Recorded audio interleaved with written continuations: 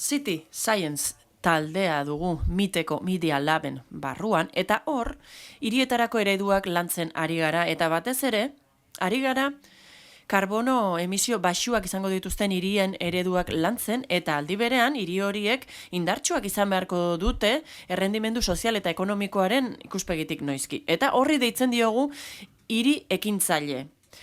MIT dugu hemen, hau da, teknologiaren unibertsoaren gune moduko bat da, jendeak horrela esaten dio, eta hemen badugu ingenieritza eskola bat, punta-puntakoa dena mundu bailan. Baina hor ez dugu teknologian bakarrik pentsatzen, gure lanak zerikusia du soziologiarekin eta beste hainbat gairekin, oso gai globalak lantzen ditugu.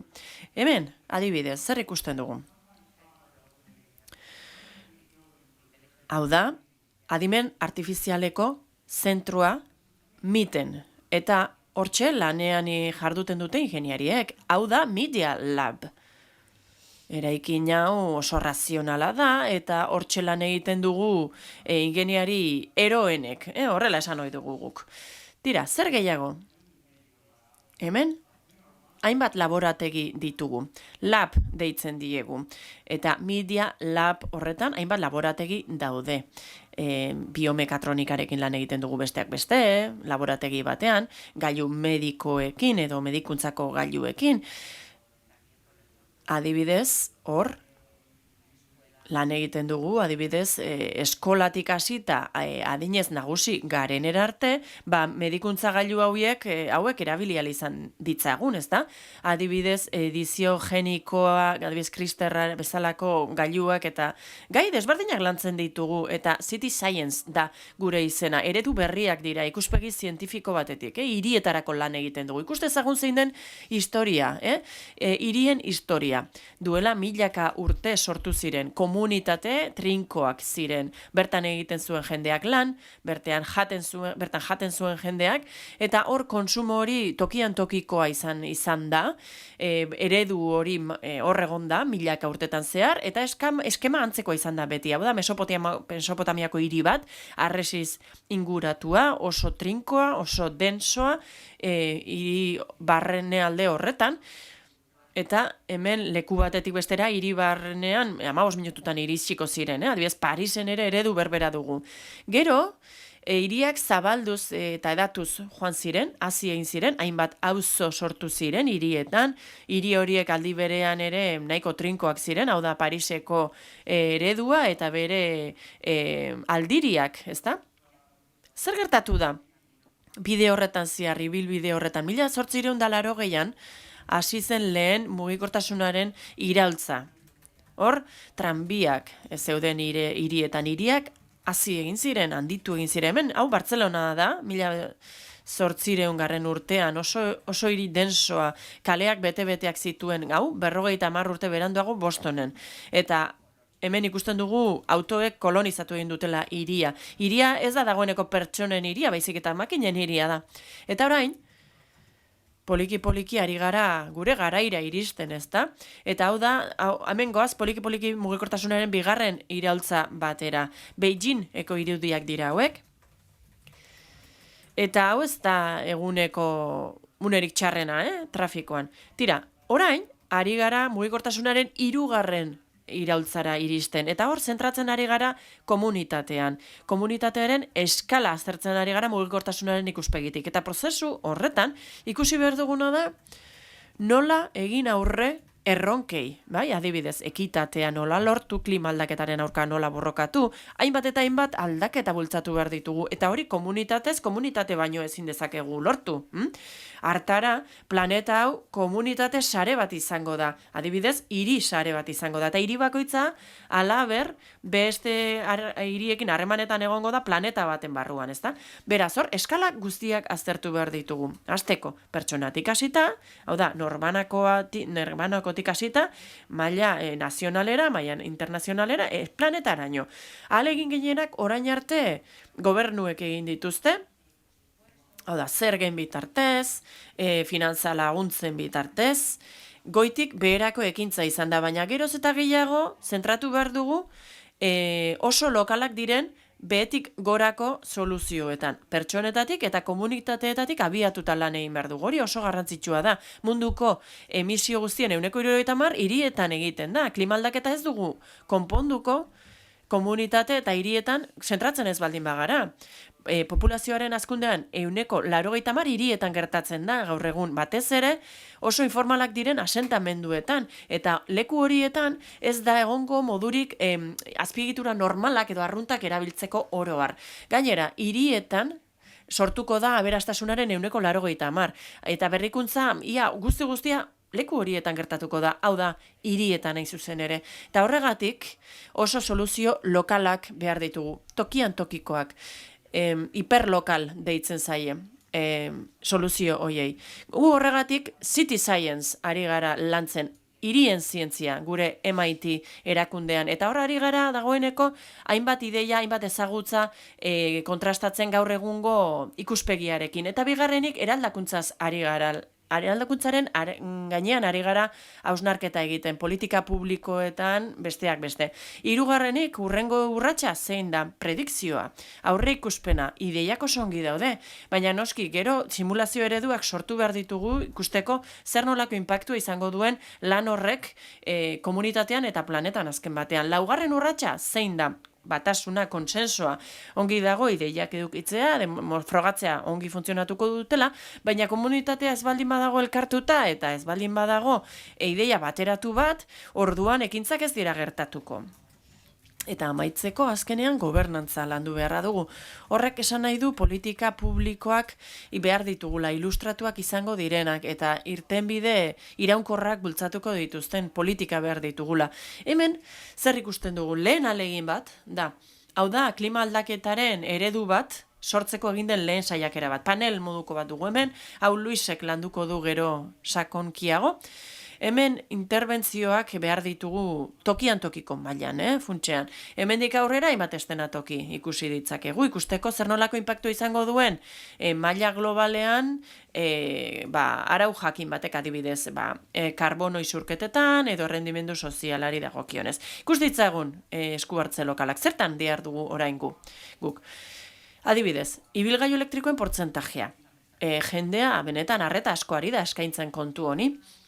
Eta hemen galdetegi bat egin genuen MIT-in garraioaren gainean. Eta hor ikusi genuen, aztertu genuen non bizi den, gurekin bizi den jende hori, gurekin lan egiten duen jendea non bizi den, zenbat zer nolako desplazamenduak egiten dituen. Lanera joateko pertsonako, 3 tona CO2 emititzen dituzte, bakarrik lanera joateko, ibilgailu elektriko bat izango balute, 2,19 iritsiko ginateke, baina ez da nahikoa planeta salbatzeko. Zer gertatzen da?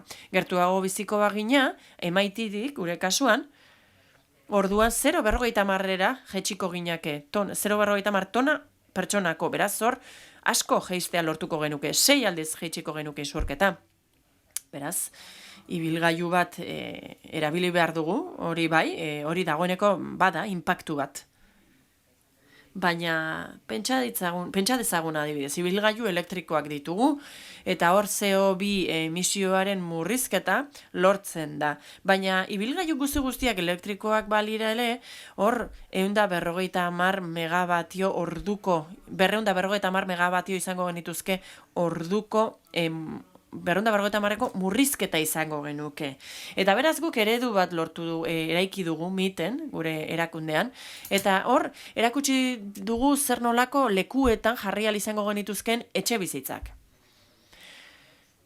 Lurzoruaren erabilera kontuan hartuta, eta dentsitatea kontuan hartuta, edifikazioaren kontuan hartuta hor. Eszenario desberdinak ere ditugu, mapeatzen lan bat egin dugu. Hor ikusi dugu Lego blokeak izango balira bezala, mikrounitate batzu jarri ditugu hor, etxe bizitza mota desberdinak, hiriko leku desberdinetan, eta hor, araudiak ere kontuan hartu ditugu, noski, lurzoruaren erabileraren inguruko araudiak, izan ere hor bultzatu daitezke erabilera sozialagoak, etxe bizitza erabilerak. Gainera garrantzitsua da zerbitzuak eta bestelako instalazioak gertu egotea, hau da, dendak, bertatik bertara edukitzea, eskolak ere bai. Izan ere, horixe gertatu da iraganeko hainbat asentamendutan. mikroekosistema jakin batzutan arazo hori eduki dute. Sistema horiek, hainbat kasutan, benetan gizatiarrak izan dira. Hemen, sistema honetan ikusi dugu zer nolako eragina edo inpaktua zuten neurri batzuek, kasu batzuetan pizgarri duen neurria, beste batzuetan pizgarri gabeak, eta dinamika honi esker zer ikusi dugu? Ikusi dugu asko hobetu daitekela, ez bakarrik ingurumenaren ikuspegitik, baizik eta gizartearen eta ekonomiaren ikuspegitik ere bai, auzoan adibidez lanetik hurbilago bizi baldin bagara, eta horri deitzen diogu simetria, hau da, bizigaren lekuaren eta lan egiten dugu lekuaren arteko simetria da hori. Eta beraz hor, 625 megabatioko murrizketa lortu dezakegu. Askoz ere handiagoa da, bidaiatzen, hau da, ibilgailu elektrikoetan bidaiatzen duguna, lortzen duguna, baino askoz ere murrizketa handiagoa. Hau da, duela 12 urte egin genuen lan bat, ibilgailu hauek, Gasteizen probatu dira, hain zuzen ere, Eusko Jaurlaritzako funtsekin egindako proiektua da. Ibilgailu hau da gurpil robotikoak dituen ibilgailu bat, tolestu egiten da, eta beraz oso leku gutxi behar du aparkatzeko, baina azken batean hau ere auto bat da, ibilgailu bat, eta egin behar duguna zer da, beste garraio modu batzuk, arinagoak behar ditugu, hau da, adibidez, produktu arin bat, triziklo bat da, eta ikusten duzuenez, robot batek bezala funtzionatzen du, robot sozial bat, eta honek ulertzen du, non dauden pertsonak, eta oso ongi erantzuten du, oso modu naturalean erantzuten du, eta gainera hiritar bat gehiago bihurtzen da, hiritar on bat bihurtzen da kalean dagoenean. Gero, xehetasun gehiago ikusiko ditugu. So we're much Hau bada bizikleta arrunt bat, than cars. hau ere triziklo autonomo bihur daiteke. Eta beraz, mugikortasun arineko sistema horiekin lor daiteke 160 megabatioko murrizketa bat. Oinez, leku aldatzari dagokionez, ez soilik lanetik etxera, baizik eta baita ere, beste zerbitzu guztietara, dendetara, osasun zentroetara, ikastetxeetara. Hemen ikus dezakezue gure azterlan dinamikoak nola erakusten zituen alternatiba posibleak lurzoruaren erabilerari dagokionez. Gorria, berri txarrak, berdea, berririk onenak. Eta kasu honetan, egiten duguna da, eremu berdeetarako leku aldaketak erraztu. Eta oinez joan baldin bagaitezke lanera, dendetara, orduan nabarmen murriztuko dira isuriak. Eta gauza bera gertatzen da ere errendimendu handiko etxe bizitzetan. Gure gizartea gero eta zahartua dago eta pentsatu egin behar dugu profesionaletan, adineko pertsonetan, eta esan didate Donostian etxe bizitzak izugarri garestiak direla, gazteek ezin dutela independizatu, eta hemen mikro etxe bizitza bat ikus dezakegu, 19 metro kuadrokoa, ordu egongela, 6 pertsonarentzako lekua izan dezake, badauka ere, komun bat, bere dutxa, eta izugarria da lortzen ari garena etxe bizitza hauen garapen hauekin. Etxe bizitza hauek isuri murritzak dituzte eta hainbat tamainatan proposa daitezke eraldatu egiten dira, mugitu egiten dira. Paretak, altzariak, dena mugitzen da. Behar duzun gauza oro mugitu egin daiteke. Eta egokitu egin dezakegu egunaren momentuaren arabera. Eta hasieran eromen bat zirudien, baina startup bat jarri genuen martxan ideia merkaturatzeko eta Asier Lorea da presidentea Donostiarra gaur egun. Gurekin egon zen miten eta merkaturatzen ari dira sistema hauek. Baditugu ere Alfabe, Ikeako funtsak eta ikusten ari gara benetan funtzionatzen ari dela ideia hauek laborategietan sortzen dira eta azkenean batzuk egikaritu egiten dira enpresa berrien bitartez.